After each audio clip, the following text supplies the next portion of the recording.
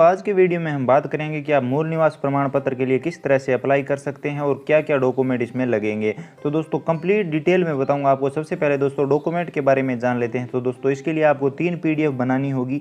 एक आपको फॉर्म की पीडीएफ बनानी होगी, जो फॉर्म आपको किस तरह से डाउनलोड करना है वो भी मैं आपको बता दूंगा। तो दोस्तों मूल निवास के एप्लीकेशन फॉर्म को भर के आपको इसकी एकल पीडीएफ बना लेनी है। उसके बाद दोस्तों एक पीडीएफ आपको ओल्ड डॉक्यूमेंट की बनानी है, जिसमें आप आधार कार्ड, भामाशाह कार्ड या Jan Aadhaar card, ration card, इसके अलावा आपको एक 10 साल पुराना डॉक्यूमेंट लगाना है। 10 साल पुराने डॉक्यूमेंट में दोस्तों आप वोटर कार्ड लगा सकते हैं। इसके अलावा आप वोटर लिस्ट भी लगा सकते हैं। दोस्तों वोटर लिस्ट को प्रमाणित करके लगाना, तभी ये चलेगी। उसके बाद दोस्तों अगर घर के और भी डॉक्यूमेंट है तो आप इसमें लगा सकते हो। अगर दोस्तों प्रार्थी पढ़ा लिखा है तो दोस्तों आप उसकी 10th की मार्कशीट आप स्कैन करके रख सकते हो। ये जरूरी नहीं है, अगर पढ़ा लिखा है तो आप 10th की मार्कशीट अपलोड कर सकते हो। तो उसके लिए आप 10th की मार्कशीट अलग से स्कैन कर लीजिए। तो दोस्तों आपको ये 3 पीडीएफ बनानी होगी। अगर दोस्तों आपका राशन कार्ड बहुत ज़्यादा पुराना है तो आपको एक राशन कार्ड की पीडीएफ भी बना लेनी है। अगर दोस्तों आपका राशन कार्ड ज़्यादा पुराना नहीं है तो वो ऑनलाइन वेरीफाई किया जा सकेगा। वो ऑनलाइन वेरीफाई किस तरह से करना है वो भी मैं आपको बता दूंगा। अब चलिए जान लेते हैं फॉर्म को आपको किस तरह से डाउनलोड करना है। जो ये फॉर्म है, एप्लीकेशन फॉर्म है मूल निवास का, वो किस तरह से डाउनलोड करना है। तो दोस्तों उसके लिए आपको गूगल पे आ जाना है और आपको लिख देना है मूल निवास फॉर्म पीडीएफ। बहुत ही सरल सा है। तो दोस्तों आप मूल निवास फॉर्म पीडीएफ लिखेंगे, उसके बाद सबसे ऊपर जो लिंक आ रहा है आपको इसके ऊपर यहाँ पे क्लिक करना है। जैसे ही दोस्तों यहाँ पे आप क्लिक करेंगे तो आपके सामने पूरा फॉर्म आ जाएगा, इसकी पीडीएफ आ जाएगी। आप इसे पीडीएफ में डाउनलोड कर सकते हैं आसानी से। दोस्तों ये फॉर्म डाउनलोड करने के लिए आपको इसमें 2 ऑप्शन मिल जाते हैं। एक तो आप यहाँ पे डायरेक्ट इसे डाउनलोड करके अपने कंप्यूटर में से सेव कर सकते हैं। यहाँ से आप डाउनलोड कर लीजिए। डाउनलोड का जो ऑप्शन है इस पर क्लिक करके आप कंप्यूटर में से सेव कर सकते हैं इस तरह से, बहुत ही आसानी से। इसके अलावा अगर दोस्तों आप चाहें तो डायरेक्ट यहाँ से प्रिंट भी इसका निकाल सकते हैं। प्रिंट निकालने के बाद आपको इस फॉर्म को पूरा भर लेना है और सरकारी अधिकारियों के साइन करवा लेने हैं। अगर दोस्तों आपको फॉर्म भरने में कोई दिक्कत आती है तो आप मुझे कमेंट में बता सकते हैं, मैं इसके लिए आपको एक अलग से वीडियो बनाकर बता दूंगा। फॉर्म भरने के बाद आपको ऑनलाइन अप्लाई किस तरह से करना है वो भी चलिए जान लेते हैं। तो उसके लिए दोस्तों ई मित्र पे आ जाना है और एप्लीकेशन सर्विस पे क्लिक कर देना है। उसके बाद दोस्तों आपको सर्च करना है बोनाफाइड।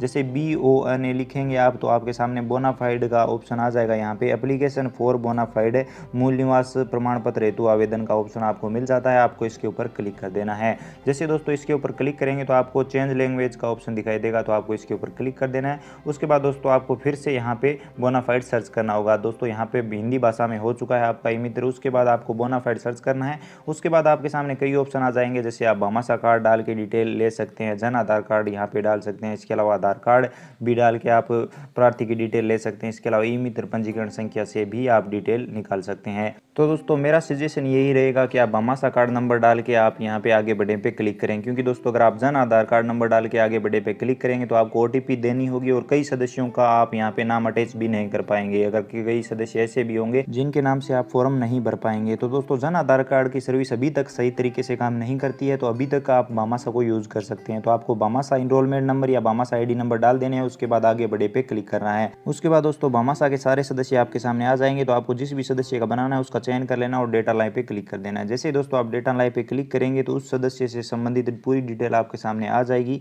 तो यहाँ पे देखिए दोस्तों और डिटेल भामाशाह से ऑटोमेटिक फिल आती है। तो आपको यहाँ पे मोबाइल नंबर अगर आप चेंज करना चाहें तो चेंज कर सकते हैं, अगर टाइप नहीं है तो आप टाइप कर सकते हैं। उसके बाद दोस्तों आप पैन कार्ड नंबर, बिजली के बिल नंबर, मतदाता ID संख्या और भी बहुत सारे ऑप्शन है। अगर आप चाहें तो ये डाल सकते हैं, अगर आप चाहें तो इन्हें खाली भी छोड़ सकते हैं, ये जरूरी नहीं है दोस्तों। उसके बाद आपको फेच एड्रेस पे यहाँ पे क्लिक कर देना है। उसके बाद दोस्तों यहाँ पे आपको एड्रेस देख लेना है जो कि भामाशाह से ऑटोमेटिक आता है। अगर नहीं आता है तो आपको यहाँ से सबसे पहले संभाग सेलेक्ट कर लेना है। उसके बाद जिला सेलेक्ट कर लेना है। उसके बाद तहसील सेलेक्ट कर लेनी है। उसके बाद पंचायत समिति यहाँ से सेलेक्ट कर लेनी है।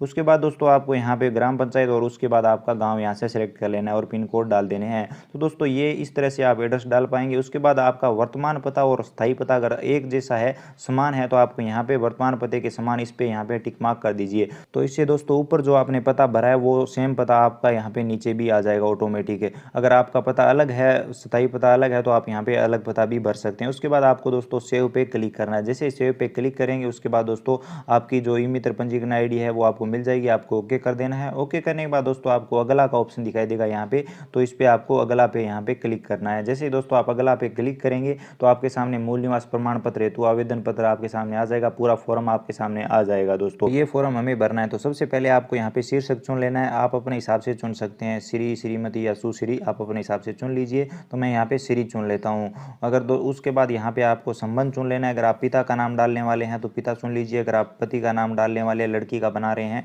तो पति चुन सकते हैं। उसके बाद पिता का नाम डाल दीजिए, पिता का मूल स्थान कौन सा है वो डाल दीजिए। उसके बाद दोस्तों यहाँ पे पिता क्या काम करते हैं वो व्यवसाय यहाँ पे लिख दीजिए। उसके बाद दोस्तों यहाँ पे आपको पिता का व्यवसाय का पता लिख देना है, जन्म स्थान डाल देना है, प्रार्थी का जन्म स्थान कौन सा है वो डाल दीजिए। उसके बाद ईमेल आईडी अगर आप चाहो तो डाल सकते हो, चाहो तो आप इसे खाली भी छोड़ सकते हो। उसके बाद आधार कार्ड नंबर आपको यहाँ पे डाल देने हैं।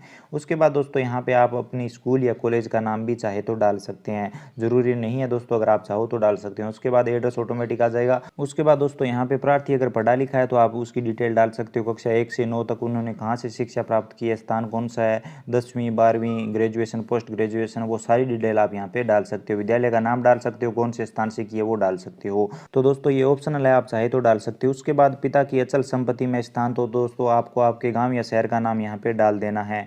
उसके बाद दोस्तों यहाँ पे पूछा जा रहा है कि क्या आपका पिता का नाम या पति का नाम मतदाता सूची में है, तो आपको हाँ कर देना है वोट लिस्ट में अगर मैं नाम है तो। उसके बाद दोस्तों यहाँ पे पूछा जा रहा है कि आप इस पते पे कितने सालों से रह रहे हैं, तो आप यहाँ पे वर्ष टाइप कर सकते हैं। तो दोस्तों मैंने 100 वर्ष लिख दिया, आप अपने हिसाब से लिख दीजिए।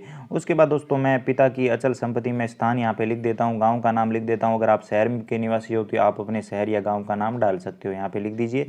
उसके बाद दोस्तों यहाँ पे विवाहित महिलाओं के लिए कुछ जानकारी भरनी है। अगर आप विवाहित महिलाओं का बना रहे हैं तो आप ये डिटेल भर सकते हो। उसके बाद दोस्तों यहाँ पे आपको टिक मार्क कर देना है। टिक मार्क करने के बाद दोस्तों आपको डॉक्यूमेंट अपलोड करने होंगे। तो सबसे पहले आपको एड्रेस प्रूफ अपलोड करना होगा। तो एड्रेस प्रूफ में आपको दोस्तों ढेर सारे ऑप्शन मिल जाते हैं, आप कोई भी डॉक्यूमेंट अपलोड कर सकते हैं, जैसे वोटर कार्ड, इलेक्ट्रिसिटी बिल जो कि 3 महीने या 6 महीने से पुराना ना हो। उसके बाद आप यहाँ पे driving licence, birth certificate, ration card, आप अपने हिसाब से कोई भी डॉक्यूमेंट अपलोड कर सकते हैं। तो मैं यहाँ पे राशन कार्ड सेलेक्ट कर लेता हूँ, राशन कार्ड नंबर यहाँ पे टाइप कर देता हूँ।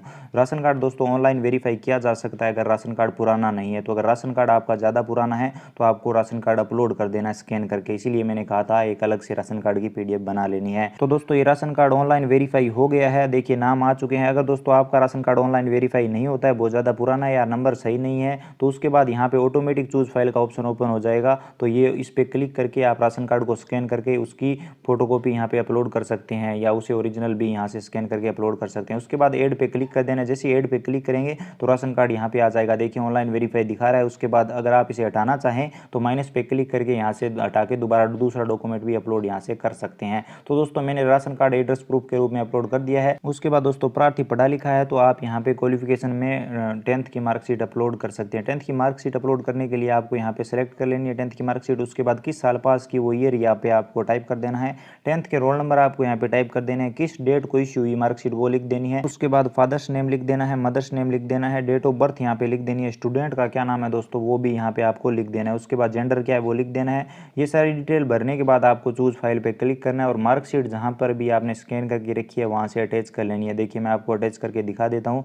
जैसे ये मार्कशीट मैंने यहाँ पे स्कैन करके रखी है तो मैं यहाँ से 10th मार्कशीट अपलोड कर देता हूँ। ओपन पे क्लिक करेंगे तो अपलोड हो जाएगी। उसके बाद ऐड कर देना है। तो मैंने पूरी डिटेल भर दी है। अब मैं यहाँ से मार्कशीट को अटैच कर देता हूँ। मार्कशीट को अटैच करने के बाद आपको ओपन करना है और ऐड पे क्लिक कर देना है। तो दोस्तों ये पूरी डिटेल आपको भरनी पड़ेगी अगर आप मार्कशीट अपलोड करना चाहते हो। तो अगर अपलोड नहीं करना चाहते तो आप इसे खाली भी छोड़ सकते हो। उसके बाद अदर डॉक्यूमेंट में आपको अदर डॉक्यूमेंट सेलेक्ट कर लेने हैं। दोस्तों अदर डॉक्यूमेंट डिटेल में यहाँ पे आपको लिख देना है ओल्ड डॉक्यूमेंट। मैं यहाँ पे देखिए ये लिख देता हूँ, ओल्ड डॉक्यूमेंट आपको लिख देना है और सारे डॉक्यूमेंट जो मैंने आपको बताए हैं वो स्कैन कर लेने हैं, उनकी एकल पीडीएफ बना लेनी है। उसके बाद दोस्तों चूज फाइल पे क्लिक करना है और डॉक्यूमेंट को यहाँ से अटैच कर लेना है, ओपन पे क्लिक कर देना है। उसके बाद दोस्तों एप्लीकेशन फॉर्म में scan copy of application form यहाँ से सिलेक्ट कर लेना है। उसके बाद एप्लीकेशन फॉर्म नाम को कॉपी कर लेना है और यहाँ पे रख देना है। डॉक्यूमेंट नेम में एप्लीकेशन फॉर्म लिख देना है। उसके बाद चूज फाइल पे क्लिक करना है और फॉर्म को यहाँ से अटैच कर लेना है, ओपन पे क्लिक कर देना है। उसके बाद दोस्तों ऐड पे क्लिक कर देना है। जैसे ही दोनों पे ऐड पे क्लिक कर दोगे तो ये डॉक्यूमेंट यहाँ पे इस तरह से अटैच हो जाएंगे, अपलोड हो जाएंगे। आप देख सकते हैं ये चारों डॉक्यूमेंट यहाँ पे आ चुके हैं। तो दोस्तों इसी तरीके से आपको ये सारे डॉक्यूमेंट यहाँ पे अपलोड कर देने हैं।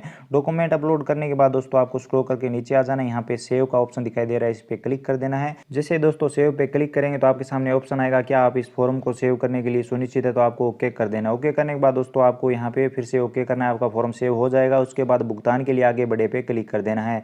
जैसे दोस्तों आप भुगतान के लिए आगे बढ़े पे क्लिक करेंगे, उसके बाद आपको भुगतान के लिए बिल जोड़े पे यहाँ पे क्लिक करना है। उसके बाद दोस्तों यहाँ पे आपको 40 रुपये का टोकन काटना होगा, 40 रुपये देने होंगे तो आपको भुगतान पे क्लिक करना है। यहाँ पे एक मोबाइल नंबर टाइप कर देना है जिस पे दोस्तों OTP आएगी, तो वो OTP भी आपको टाइप करनी होगी। उसके बाद आपको जारी पे क्लिक करना है। जारी रखें पे जैसे ही क्लिक करेंगे तो इन नंबर पर एक OTP भेजी जाएगी, वो OTP आपको यहाँ पे टाइप करनी होगी। उसके बाद आप पेमेंट पेज पे आ जाएंगे। उसके बाद आपको पे बाय वॉलेट पे क्लिक कर देना है और ये जो 40 रुपये का टोकन है वो काट लेना है। तो जैसे ही दोस्तों मैं पे बाय वॉलेट पे क्लिक करता हूँ, उसके बाद हमारा टोकन सक्सेसफुली कट जाएगा और हमारे सामने एक रिसिप्ट आ जाएगी। चलिए मैं आपको टोकन काट के भी दिखा देता हूँ। जैसे हम पे बाय वॉलेट पे क्लिक करेंगे, उसके बाद आपके सामने रिसिप्ट आ जाएगी और प्रिंट रिसिप्ट का भी ऑप्शन आ जाएगा। तो यहाँ से आपको ये रिसिप्ट प्रिंट कर लेनी है। अगर आप चाहो तो डाउनलोड कर सकते हो, आप चाहो तो यहाँ से प्रिंट भी कर सकते हो। तो मैं यहाँ पे इसे कंप्यूटर में सेव कर लेता हूँ, किसी भी नाम से एक नाम दे देता हूँ, उसके बाद सेव कर लेते हैं। उसके बाद दोस्तों आपका फॉर्म संबंधित विभाग में चला जाएगा। उसके बाद 2 लेवल पे अप्रूव होगा, लेवल 1 पे अप्रूव होगा, लेवल 2 पे अप्रूव होगा।